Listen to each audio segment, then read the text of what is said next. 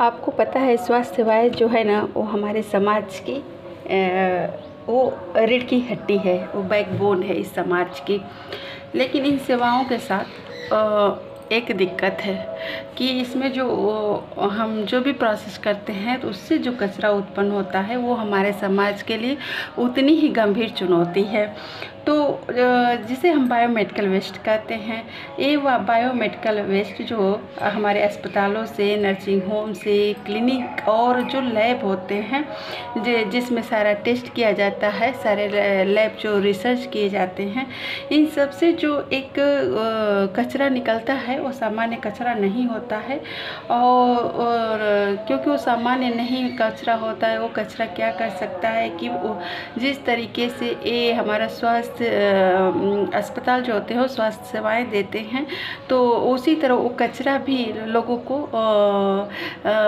मतलब हानि दे सकता है, कहने का मतलब है। तो जितने स्वास्थ्य विभाग की जो कचरा निकलता है स्वास्थ्य विभाग से, वो खुद एक चुनौती है कि उसका उचित निपटारा हो सके और उसे बिल्कुल हम सही तरीके से उसका ट्रीटमेंट कर सके, ताकि सही प्रबंधन करके, सही मैनेजमेंट करके हम अपने को बचा सके, अपने पेशेंट को बचा सके और इस पर्यावरण को बचा सके और आने वाले जो हमारी पीढ़ियां हैं उनको हम एक सुंदर भविष्य दे सकें। क्योंकि जब इन्फेक्शन फैलता है तो उससे बहुत सारी दिक्कतें पैदा होती हैं। तो इस तरीके से हमारी जिम्मेदारी तय होती है कि हमें ही इस कचरे का निपटान भी करना होता है। तो जी हाँ, इसी के साथ हम आप सभी का स्वागत करते हैं अपने नर्सिंग सखी चैनल पर, और जहाँ होती है नर्सिंग की बात सखी के साथ। जी हाँ, जो अब तक अस्पतालों की जो बातें थी, मेडिकल क्षेत्र की जो बातें थी, वो हम आपको इस चैनल पर लाए हैं ताकि उससे संबंधित बात किया जा सके। और हमारे नर्सिंग सखी चैनल पर आप वीडियो प्राप्त कर सकते हैं हमारी नारी शक्ति यानी माताओं बहनों से संबंधित, उनके स्वास्थ्य की देखरेख कैसे की जाए उससे संबंधित वीडियो, आप उन जो नवजात बच्चे हैं उनके देखरेख से संबंधित वीडियो, और हमारे जो मेडिकल के स्टूडेंट हैं उनके लिए तो मेरे नर्सिंग सखी चैनल पे हज़ारों वीडियो मतलब पढ़े हैं और आने वाले दिनों में पढ़ते रहेंगे, तो उसको देखना आप मत भूलिएगा। तो ये तो था, मैंने अपने नर्सिंग सखी चैनल के बारे में आपको थोड़ी जानकारी दी है। और इसी के साथ जी हाँ, शुरू करेंगे हम बायोमेडिकल वेस्ट के बारे में।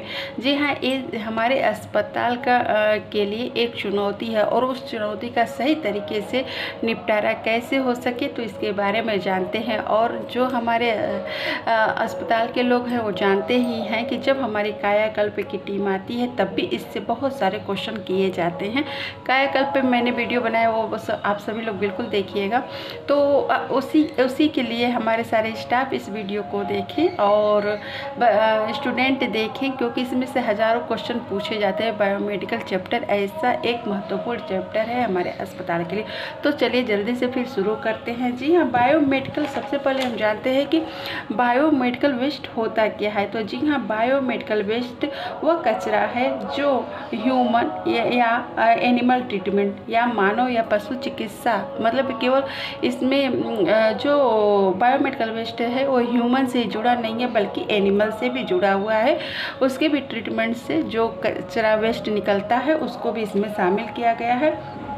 तो जो मानव या पशु चिकित्सा उपचार हम लैब या वैक्सीनेशन की प्रक्रिया के दौरान उत्पन्न होता है उसको हम बायोमेडिकल वेस्ट कहते हैं। जी हाँ, आप समझिए कि अस्पताल से कोई भी प्रोसेस करते समय, लैब से कोई टेस्टिंग करते समय, वार्ड में जब हम काम कर रहे हैं, ओटी में हम काम कर रहे हैं, तो वैक्सीनेशन कर रहे हैं, तो वहाँ से जो भी वेस्टेज निकल रहे हैं उनको हम किस में रखते हैं यार, उनको हम बायोमेडिकल वेस्ट कहते हैं। ठीक, ये तो मैंने बताया। इसमें शामिल क्या क्या हो सकते हैं जल्दी से देख लेते हैं। संक्रमित सुइयां या ब्लेड, खून से सने ड्रेसिंग पैड्स, शरीर के अंग या टिश्यूज, दवाइयाँ हैं, केमिकल चीज़ें भी इसमें शामिल हो सकती है, एक्सपायरी दवाइयाँ शामिल हैं। लैब के जितने सैंपल या कल्चरल प्लेट्स जो होते हैं जिस पे टेस्टिंग की जाती है, तो वैसे जो भी लैब से तो इस तरीके से लैब से लेकर के और जो अस्पताल है हमारे प्राइवेट क्लिनिक भी इसमें शामिल है। केवल नहीं कि गवर्नमेंट के लिए ये रूल है, प्राइवेट क्लिनिक के लिए भी यही रूल है। तो यही सब जगह से जो कचरा निकलता है वो सामान्य कोई कचरा नहीं होता है, उसी को हम बायोमेडिकल वेस्ट कहते हैं। तो आप सबको क्लियर किया हुआ कि बायोमेडिकल वेस्ट क्या है। बायोमेडिकल वेस्ट वही है जो अस्पतालों से, क्लिनिक से, ओटी से, वार्ड से, वैक्सीनेशन से और लैब से जो निकलता है उसी को हम बायोमेडिकल वेस्ट कहते हैं। चलिए इसके बारे में आगे बढ़ते हैं।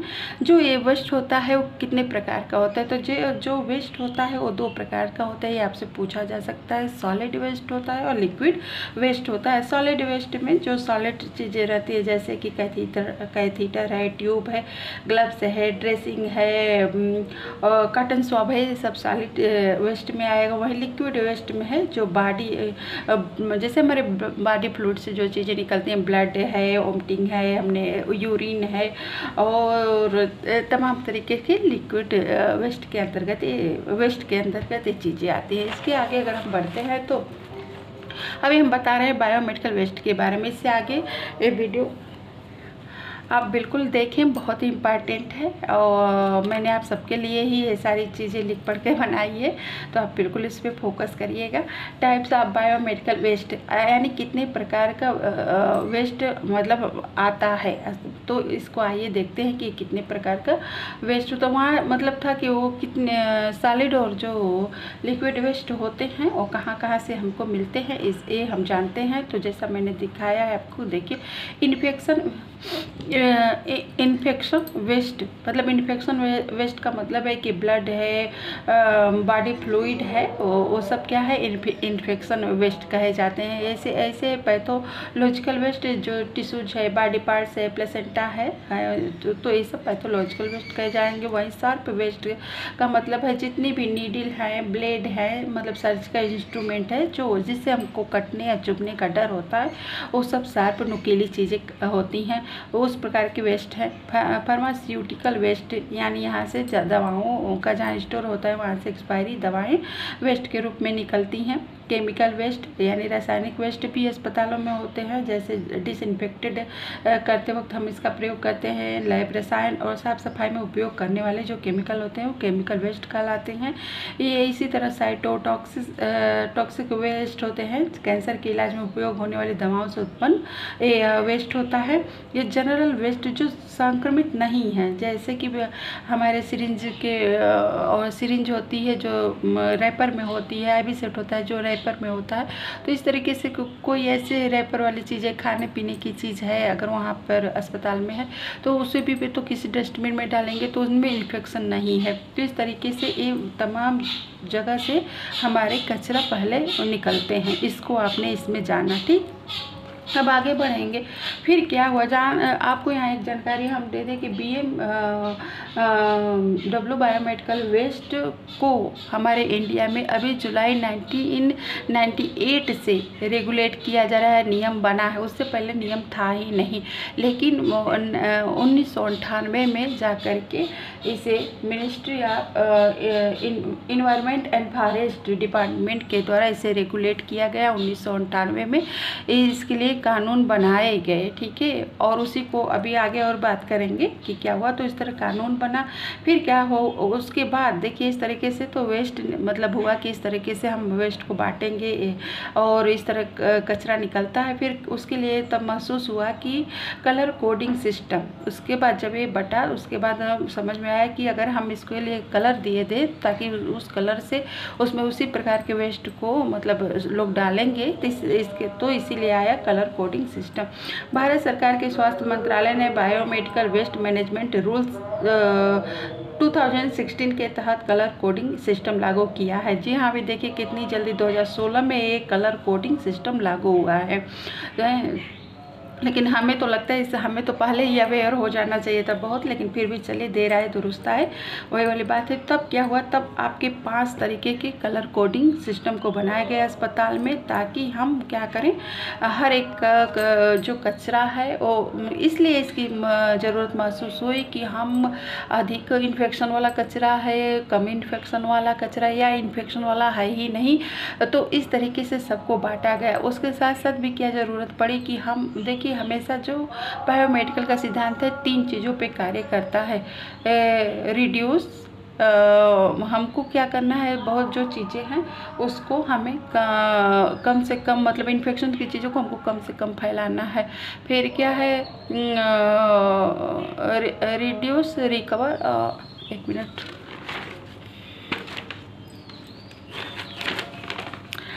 हाँ देखिए ध्यान थोड़ा नहीं आ रहा था, अभी फिर आपको बोला, रिड्यूस, रीयूज, रिसाइकलिंग, ठीक है, 3 सिद्धांत पे चलता है। हमने अपने ट्रेनिंग में बात सुनी थी, और अभी भी मैंने ट्रेनिंग का वो ला करके, और मैंने ट्रेनिंग में हम लोगों को लिखने के लिए पैड मिलता है ना, उसमें मैंने बात लिखी थी बहुत 2010 में, तो आज मुझे याद आया तो मैंने निकाल के सोचा आप लोगों को बताती हूँ। तो जी हाँ, 3 सिद्धांत पे वहाँ मुझे बताया गया था कि 3 सिद्धांत पे चलता है, रिड्यूस, रीयूज, रिसाइकिल, कि हम पहले क्या करें, इन्फेक्शन को कम करें, फिर किस तरीके से उसका रीयूज कर सकते हैं, और कौन सी चीज़ों का हम रिसाइकलिंग कर सकते हैं। तो इसमें भी कलर कोडिंग सिस्टम में भी ये हमें देखने को मिलता है। तो जी हाँ, इसी तरह कि देखिए येलो भी क्या बना फिर कि पीले कलर का डस्टबिन में, डस्टबिन जो था वो पूरा का पूरा पीले कलर का बना। उसमें जो प्लास्टिक सीट भी, प्लास्टिक का बैग लगाते हैं हम लोग ना, वो पन्नी जो लगाते हैं, तो उसको भी हम लोग पूरे पीले कलर का इसमें लगाते हैं।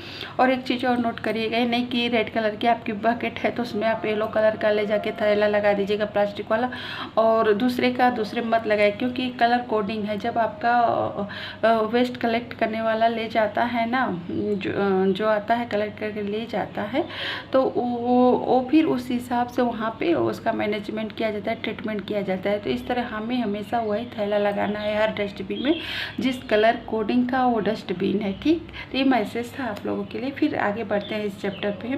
तो जो येलो कलर की बीन है उसमें क्या डालते हैं, human tissue, body parts, placenta, infected cloth हो, क्लॉथ का मतलब कि जो हमारे कॉटन स्वाब होते हैं उसमें ब्लड लगा है तो वो येलो कलर में ही हम डालेंगे।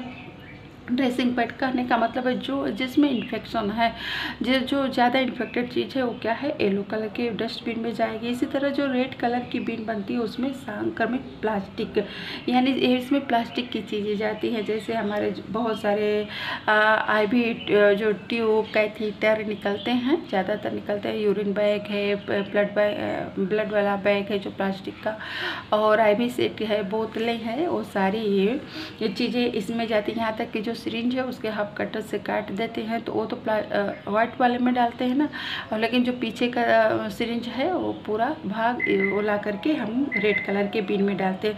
हाँ अब यही देख लीजिए वाइट बीन भी बनी है। आप हमेशा 4 कलर पे फोकस करते हैं लेकिन 5 कलर बनाए गए। वाइट बीन है, इसमें क्या है, जितनी सुइयाँ शार्प चीज़ें होती हैं हाफ कटर से जो काटते ही हैं हम लोग, तो उसमें जो नीडल निकलती है, इसी तरह हम लोग कैनोला लगाते हैं उसमें से भी नीडल निकलते हैं। यहाँ तक कि OT में जो ब्लेड यूज किया जाता है, ऐसे सभी चीज़ हमें वाइट जो वहाँ पे रखा रहता है बायोमेडिकल का, वाइट कलर का जो डस्टबिन होता है उसमें डालना होता है, क्योंकि प्लास्टिक का होता है, ये पंचर प्रूफ होता है, मतलब इसमें से कोई लीकेज नहीं होते, निकलेगी कोई चीज़ नहीं, क्योंकि हम सारी चीज़ें शार्प ही डालते हैं ना, नुकीली डालते हैं, नीडल चीज़ डालते हैं। यहाँ तक कि जो हम कैटकेट वगैरह इस्तेमाल करते हैं उसमें भी जो नीडल होती है हमको इसी में डालना है, तो वो कहीं से भी निकल करके किसी को चुभ सकती है। तो इससे बचाव के लिए वो प्लास्टिक की डस्टबिन आती है, ताकि वो पंक्चर प्रूफ होती है, उसमें से निकलेगा नहीं, ना किसी को लगने का डर होता है। तो इसलिए वाइट कलर के बीन का मतलब कोडिंग ये लागू हुई।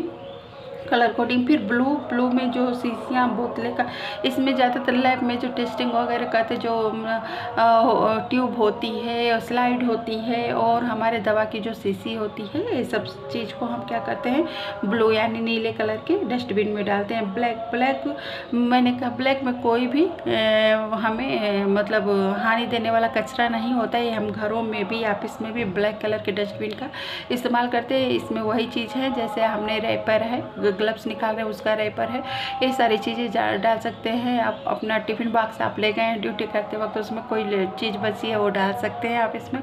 तो ये सब ज़्यादा नॉर्मल होता है। इससे ब्लैक डस्टबिन है तो उससे किसी को भी इन्फेक्शन उस पर कोई भी इन्फेक्टेड चीज़ नहीं है। तो इस तरीके से कलर कोडिंग सिस्टम 2006 में लागू की गई ताकि हम उस हिसाब से अब एक कचरा जो इतना मतलब इन्फेक्टेड है, इतना नुकसान कर सकता है, उसको हमने बांट दिया कि इस तरीके से। देखिए कितनी अच्छी चीज़ बनी। फिर क्या हुआ, फिर आगे बढ़ते हैं।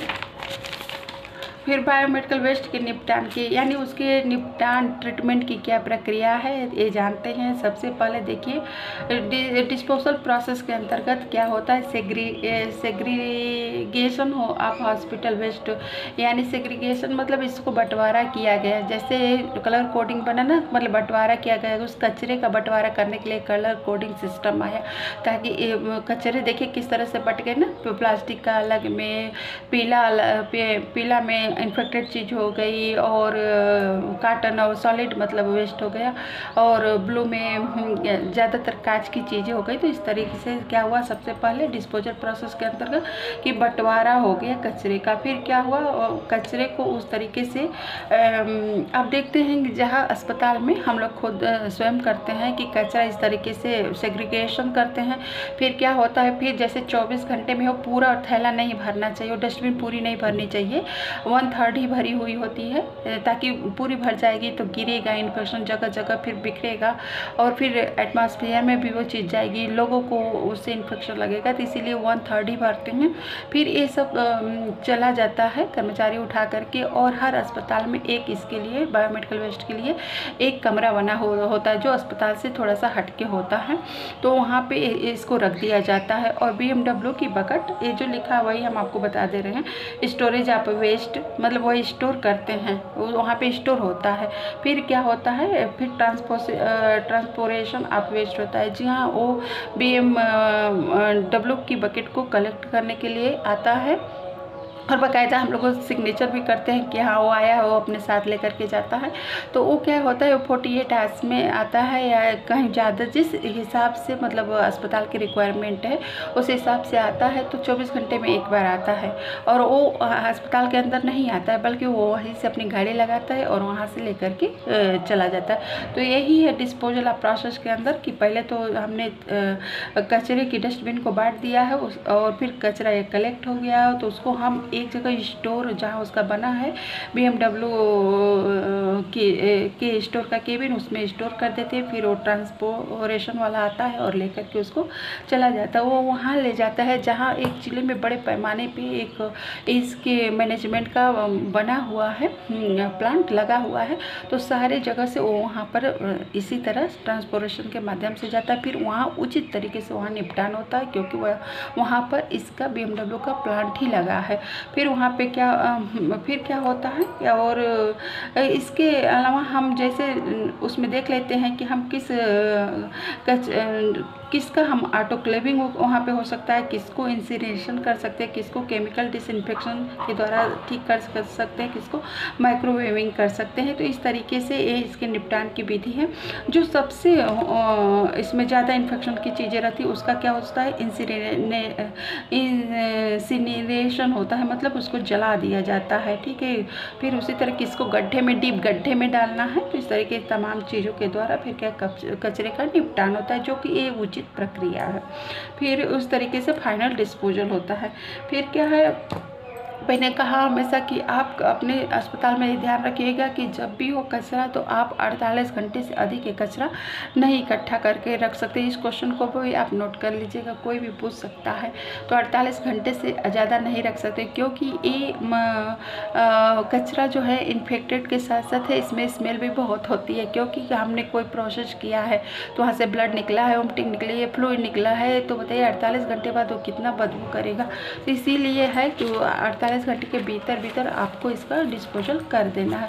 फिर क्या है, इसमें चैलेंज क्या आते हैं बायोमेडिकल वेस्ट के निपटान करने के लिए, या बायोमेडिकल वेस्ट में क्या चैलेंज देखने को मिलते हैं कि इसमें क्या है, पर्याप्त अभी प्रशिक्षण की कमी है।